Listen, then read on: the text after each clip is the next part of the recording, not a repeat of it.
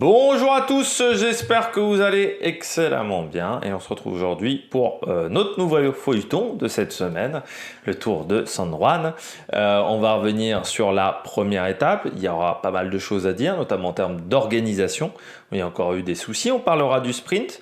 Pas de bilan des Bleus parce que peu de coureurs français au départ et peu d'équipes françaises au départ. Donc on fera un top et flop classique et puis on parlera de l'étape numéro 2 qui débutera 19h-20h heure locale et qui arrivera aux alentours de 23h30 heure française. N'hésitez pas à vous abonner à la chaîne, à réagir dans les commentaires, à mettre un pouce bleu, à partager la vidéo sur les réseaux sociaux, notamment auprès de vos proches si vous pensez que ça peut les intéresser. Dans les commentaires, n'hésitez pas à me dire ce que vous pensez de l'organisation, si vous pensez que c'était un gros problème d'organisation sur ce Tour de San Juan. N'hésitez pas également à me parler du sprint qu'on a eu, de la performance de Sam Bennett. Notamment, n'hésitez pas également quand vous abonnez à la chaîne à rajouter la petite cloche et quand vous rajoutez la petite cloche à mettre toutes les notifications, comme ça vous avez vraiment un petit point rouge qui s'affiche à côté de la cloche dès que je sors une vidéo. Et puis, n'hésitez pas à aller voir EPS 2.0 sur Spotify. TikTok, en ce moment, c'est calme, mais ça va reprendre très vite parce qu'il va y avoir pas mal de compètes, notamment quand on aura les championnats du monde de ski alpin. Tour de San Juan, on s'attendait à un sprint. On a eu un sprint sur cette première étape. C'était pas une grosse surprise. On sait que ça va certainement jouer le général dans l'étape 5. Et que, bon, peut-être de l'étape d'aujourd'hui, l'étape 2... ça sera peut-être un sprint un peu particulier, mais on sait que c'est quand même une course pour les sprinteurs. Ça permet de se remettre en route. Les étapes sont plutôt courtes. Les montées sont pas très pentues, donc c'est vraiment favorable aux sprinteurs parce que même si on monte à 1500, 1800 mètres d'altitude, c'est parfois par des montées qui durent 60 bornes. Donc c'est du 2-3%. C'est pas très compliqué. Et ça permet de rouler dans des conditions intéressantes en termes de chaleur, même si parfois il fait quand même très chaud en Argentine, faut se méfier, parce que on est en janvier. Les gens qui se souviennent du Dakar se souviennent qu'on peut atteindre facilement 45, 46, 47 degrés au soleil. Donc il faut faire attention parce que ça peut parfois faire des chocs thermiques pour certaines équipes. Il y a en plus le décalage horaire. Donc ils peuvent être un peu problématiques, mais ça permet de reprendre, on va dire, en douceur, parce que vous n'avez pas une grosse opposition non plus. Donc c'est presque l'idéal. Là, du côté de la montagne, Evenepoel, il va affronter Miguel André Lopez et Stef Kras, grosso modo. Il n'y a pas grand monde. Et il y a Higuita aussi. Au départ. Par contre, au niveau des sprints, là, on a du bon monde parce que c'est vrai que les grands sprinteurs sont vraiment venus. Jacobsen, Bennett, Nizzolo, notamment Walsford, Aberasturi sont au départ de cette course. Bon, on a eu un sprint, mais on a quand même eu un sprint délicat, particulier, atypique, à cause de soucis d'organisation et de sécurité, parce que c'est bien, c'est depuis longtemps que je n'avais pas fait organisation-sécurité. Comment dire, je comprends même pas que l'arrivée ait pu se faire dans ces conditions-là. Dans les 2 derniers kilomètres, personne ne savait où on allait. C'est-à-dire que les spectateurs ne savaient pas où la course passait. C'est pour ça qu'ils sont mis sur le terre-plein central. Alors même si on est en Argentine, il y a un peu moins la culture du cyclisme. Tu prends pas des risques comme ça de manière par envie, quoi. Il y a un moment, les mecs, je pense, ils savaient pas où se placer. Ils pensaient que la course serait coupée avant, donc c'était plus intéressant sur le terre-plein central. Les motos d'organisation ne savaient pas où il fallait aller. Les voitures aussi des managers ne savaient pas où la course allait passer et les journalistes ne savaient pas parce que les journalistes anglais, certes, ils savaient qu'à un moment il y avait un changement de direction, mais ils pensaient que c'était plus tôt que le moment où ça a été annoncé, où ça s'est vraiment réalisé sur la course. Donc il y a eu un vrai souci d'organisation. Donc on rappelle ce qui s'est passé. Il y avait une route avec un terre-plein central. Pendant 3 à 4 km, il y a le terre-plein central. On roule d'un côté du terre-plein central. Alors au départ, même, on roule d'un côté et de l'autre. Et puis après, on roule que d'un côté du terre-plein central. Je pense pour une question de vent, principalement. Et ensuite, il fallait traverser le terre-plein central donc passer d'un côté à l'autre de la voie pour rouler dans le dernier kilomètre sur une rue parallèle à cette grande route. Et c'est là où ça a été le problème, c'est là où on a perdu le train de Soudal Quick-Step, c'est là où on a perdu, j'ai l'impression, la DSM, dans ce changement de direction qui a été très mal indiqué. Mais en termes de sécurité, on a eu énormément de chance parce qu'il y avait des passages très compliqués, notamment entre 11 et 7-8 km de l'arrivée, notamment avec des terre-pleins centraux qui n'étaient pas indiqués, des couloirs de présélection qui n'étaient pas indiqués. Et à certains moments, il fallait changer de côté de voie et ce n'était pas indiqué. Avec, en termes d'organisation des soucis avec les motocaméras qui filmaient dans le peloton. Elles étaient très mal placées, ces motocaméras. Pendant, je crois, 25 à 30 bornes, on a eu déjà le même plan de caméra, ce qui est très répétitif et assez chiant, et en plus un plan de caméra latéral. Donc si le plan de caméra est latéral au niveau du peloton, c'est-à-dire qu'on voyait les vélos vraiment de côté. C'est-à-dire que la moto était dans le peloton, donc c'était à dire qu'elle était beaucoup trop proche, et c'est très dangereux. Et en plus, moi je dis toujours, c'est quand vous avez une moto qui filme de beaucoup trop proche le peloton, et ben ça fait une image dégueulasse. En plus. Et là, on a eu le même plan de caméra pendant 25-30 bornes. C'était affolant, affreusement chiant pendant tout ce moment-là. Et puis même en termes d'organisation, les voitures qui sont utilisées pour les équipes, c'est des berlines, mais affreuses. Ce sont des Fiat, je crois, alors je sais plus comment ça s'appelle. À une époque, c'était des Fiat Linea. Comment ça s'appelait ce modèle-là, mais c'est comme une Dacia Logan. Sauf qu'une Dacia Logan, c'est pas assez spacieux pour des équipes cyclistes. Quand on compare au Down Under, en Down Under, on avait des SUV, on avait des gros SUV Mitsubishi. Là, on a des petites voitures, ce qui fait que c'est quasiment impossible d'être bien installé pour les équipes. Et puis surtout, au niveau de l'organisation, je ne sais pas si vous avez vu ce moment-là magnifique. Bon, il y a un moment, l'échappée à 40 secondes d'avance. Donc les voitures de directeurs sportifs sont obligées de se remettre derrière. Et vous avez une voiture d'assistance neutre, et donc les mecs, à un moment, ils ont soif, parce qu'il fait quand même il fait très chaud, il fait plus de 40 degrés, donc il faut s'hydrater régulièrement. Et dans la voiture d'assistance neutre, il n'y avait pas de bidon, comme d'habitude on a sur le Tour de France, par exemple, avec des bidons Shimano avec de l'eau. Non, ils avaient des bouteilles d'eau. Ils avaient une bouteille d'eau de 50 centilitres, quoi. Genre une bouteille d'eau pétillante. Donc les mecs, ils l'ont quand même ouverte. Le commissaire de course est quand même ouvert. Ou le directeur de course. Je sais plus c'était qui était dans cette voiture-là. Il l'a quand même ouverte pour les mecs. Mais ça fait quand même amateur, quoi. C'est-à-dire que le mec s'est retrouvé à avoir une bouteille d'eau dans la main pendant 2-3 km avant de pouvoir la redéposer. Enfin, c'était du grand n'importe quoi au niveau de l'organisation. Bon, je crois qu'on a fait le tour. On passe tout de suite au coureur au top. Attaque de Marlou! Premier coureur au top, c'est Sam Bennett. Que dire de l'étape de Sam Bennett, à part que quand il a Van Poppel comme lanceur, ça va très fort. Je rappelle que Van Poppel l'année dernière, il a lancé Sam Bennett sur la Volta, Sam Bennett a gagné 2 étapes, il a lancé Jakobsen sur les championnats d'Europe, Jakobsen est devenu champion d'Europe. Et là encore aujourd'hui, Sam Bennett il fait que 50% du travail, quoi. Les autres 50% c'est Van Poppel. Van Poppel lance à la perfection Bennett, avec un timing qui est parfait, et ensuite Bennett il a juste à dérouler son sprint pour gagner, et vraiment avec une marge sur ses adversaires importante, surtout que tous les adversaires n'étaient pas là. Certains s'étaient fait avoir par rapport au changement de direction, mais il a très bien géré. Les Bora, on les a quasiment pas vus à l'avant de la course. Mais alors quand on les a vus, c'est un moment, il y a un coureur de la Bora qui passe un relais à 8-9 km de l'arrivée, ça a bien fait l'élastique dans le peloton, et puis ensuite on les voit dans le final où ça se passe à la perfection pour les Bora, donc bravo pour Sam Bennett, belle victoire, et puis bon, déjà en belle condition, et puis ça se passe très bien avec Van Poppel, donc la course entre les deux, la gestion d'équipe est très bien réalisée également. J'ai mis Nizzolo.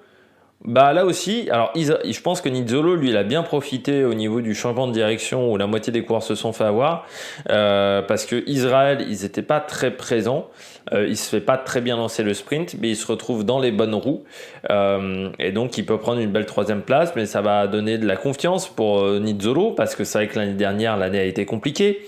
Il s'en est pas très très bien sorti et que là bah il fait un super sprint. Alors faut se méfier quand même avec Nizzolo, c'est qu'il est habitué à faire des gros débuts de saison et parfois après ça s'écroule un petit peu pour reprendre en août. Donc il faudra voir du côté de Giacomo Nizzolo, mais un premier sprint très intéressant de la part du coureur d'Israël. Par contre, du côté d'Israël, toujours pas de train. Là aussi, pourtant on a Rick Zabel au départ, hein, donc on a du monde pour emmener Nizzolo, mais on les voit pas dans le final, quoi, du côté d'Israël. Donc ça, c'est vraiment pas top pour cette équipe. Un jour, peut-être, il y aura du monde pour emmener Giacomo Nizzolo.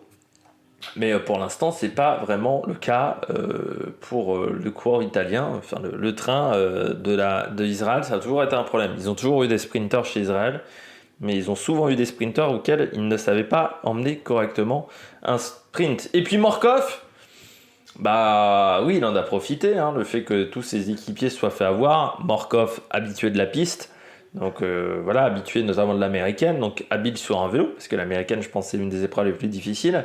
Et qui prend quand même la deuxième place derrière Bennett. Alors dès que Bennett lance son sprint, il n'est pas capable de suivre, mais il bat quand même Nizzolo, Van Poppel, Viviani également, donc c'est plutôt une belle perte de la part de Morkov, surtout que je rappelle que Morkov il a 37, 38 ans, 37 ans Morkov, donc à cet âge-là, réussir cette performance-là, c'est toujours bien, et puis ça montre que Morkov, ça reste l'un des meilleurs poissons pilotes du monde, mais pour être l'un des meilleurs poissons pilotes du monde, il faut déjà être un bon sprinter, et c'est le cas avec Michael Morkov. Pas grand chose d'autre à dire du côté des coureurs au top, à part que peut-être que demain on pourra faire un peu plus haut au niveau du sprint quand on aura un sprint de qualité, mais pour ça il faudrait que les organisateurs soient au point. Je passe tout de suite au bonnet d'âne.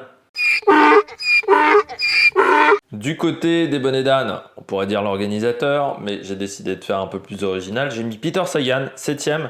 Peter Sagan, alors pourtant la Total a fait plutôt du bon boulot pour le protéger pendant toute la journée. Il était plutôt bien positionné parce que quand il y a eu le changement de direction, donc il fallait passer de la voie de gauche à la voie de droite, grosso modo, hein, pour vous expliquer. Eh bien, Peter Sagan, lui, a très très bien géré ce changement de direction. Il était plutôt bien positionné à ce moment-là. Mais quand le sprint s'est déclenché, il était un peu loin. Et surtout, j'ai l'impression qu'il y a un petit manque de puissance encore pour Peter Sagan. Après, on était sur un sprint complètement sur le plat, avec une étape qui n'avait pas été extrêmement difficile. Certes, il y avait eu du vent, mais le vent n'était pas non plus extrêmement fort. C'était entre 25 et 30 km/h, pas idéalement positionné le vent également. J'ai l'impression que sur des sprints comme ça, on va dire classiques, aujourd'hui Peter Sagan il peut pas rivaliser par rapport aux meilleurs. Il lui manque un peu de jus, de giclette pour aller battre les meilleurs. Mais il est quand même 7ème. Alors certes c'est un bonnet d'âne pour ce sprint là, mais c'est quand même rassurant de le voir dans un top 10 d'un sprint. Il faudra voir sur le reste de la semaine comment ça se déclenche, comment ça se goupille pour Peter Sagan, pour dire est-ce que Peter Sagan est capable d'être parmi les prétendants sur les premières classiques flandriennes de la saison, ou est-ce qu'il faudra encore attendre un petit peu. Sam Welsford, alors du côté de Sam Welsford, j'ai un doute s'il s'est pas fait avoir également à cause de la Soudal Quick-Step, parce que la Soudal Quick-Step et Evenepoel prennent pas la bonne direction. Mais le problème, c'est que Sam Welsford, ils étaient juste à côté. C'était le train vraiment qui était à côté. C'est dommage parce que le train DSM était vraiment hyper bien en place au kilomètre. Mais j'ai l'impression que Sam Welsford s'est fait avoir comme Evenepoel, qui était très remonté envers l'organisateur Evenepoel. Et moi, je le dis depuis quelques temps, qu'au niveau des organisateurs, il faudrait que les coureurs se mobilisent un peu plus et que les patrons d'équipe aussi se mobilisent un peu plus, parce qu'une chute d'un coureur à cause d'un problème d'organisation, ça peut vous coûter 6-7 mois un coureur, ça veut dire vous payez un salaire pour que dalle. Je pense que dans ces temps économiques difficiles, payer quelqu'un pour rien, pour rien, pour une rééducation, je ne suis pas sûr que ce soit l'idée du siècle du côté des équipes cyclistes. Mais du côté de Sam Welsford, oui, je pense qu'il s'est fait avoir à ce moment-là. Faut dire que les caméras d'hélicoptère étaient alors déjà d'une qualité pas exceptionnelle, et en plus il y avait des câbles téléphoniques qui traversaient, il y avait des arbres, donc c'est un peu compliqué de savoir où était quel coureur à quel moment. Mais du côté de Sam Welsford, j'ai l'impression qu'il s'est fait avoir un peu comme le train de la Soudal Quick-Step, où ils n'ont pas pris la bonne direction, le bon côté, et forcément après c'est compliqué. Alors même si tu prends la bonne direction, mais tu n'as plus ton train, donc tu es positionné, tu perds 3-4 positions, forcément après tu finis 10e du sprint, mais ça peut pas être intéressant. Et puis j'ai mis Berastouri. Pourquoi Berastouri? Alors il finit 14e de cette étape, donc c'est vrai que c'est pas exceptionnel, mais bon, c'est mieux par exemple qu'un Jakobsen qui n'a pas pu sprinter, c'est mieux qu'un Eric Fetter, c'est mieux qu'un Richetze. Richetze en passant très remonté envers Cavendish. Pas qu'envers... parce qu'il devait faire partie de l'équipe des Jérôme Pinot aussi, Richetze. Il devait être le poisson pilote de Cavendish, et il a dit grosso modo que Cavendish l'a complètement abandonné pour l'aider à retrouver une équipe, donc il s'est retrouvé... il est obligé de prendre sa retraite parce qu'il n'y a pas d'équipe, et il est assez remonté envers Cavendish. Je pense que les deux partiront pas en vacances ensemble. Du côté de... Donc, du côté, je vais y arriver, d'Aberastouri, alors certes, c'est même plus un flop du côté de la Trek. Certes, Aberastouri fait 14e, mais en même temps, on n'a pas vu les treks de la journée encore. C'est pour emmener un sprinter, ils font un train. Aberastouri, il a besoin d'un train. La Trek, ça fait partie de ces équipes qui n'ont jamais été foutues de faire un train de qualité. À part pour Pedersen. C'est vrai que pour Pedersen, ils savent le faire. Pourquoi ils n'arrivent pas à le faire avec un autre sprinter ? Ça m'étonnera toujours. Moschetti, il n'a jamais eu de train de qualité. Pareil, je pense à Nizzolo, quand il était chez Trek, il n'avait pas un train de qualité. Là, ça a fait un peu la même chose pour Coco, quoi. Pas de train, donc pas de train, tu peux pas être performant. Pedersen, il a de la chance, c'est qu'il a souvent Stuyven. C'est vrai que ça marche bien, Stuyven, Pedersen, pour les sprints. Là, Aberastouri, il n'a pas son Stuyven. Et forcément, c'est compliqué. Quand vous n'avez pas de train, c'est impossible d'être performant. Surtout dans une course comme San Juan, où on sait qu'il faut des trains. Il n'y a pas d'autre solution sur ces courses-là de début de saison. Si vous n'avez pas les trains qui sont en place, comment vous voulez être performant? Moi, je me pose la question. Mais bon, la Trek...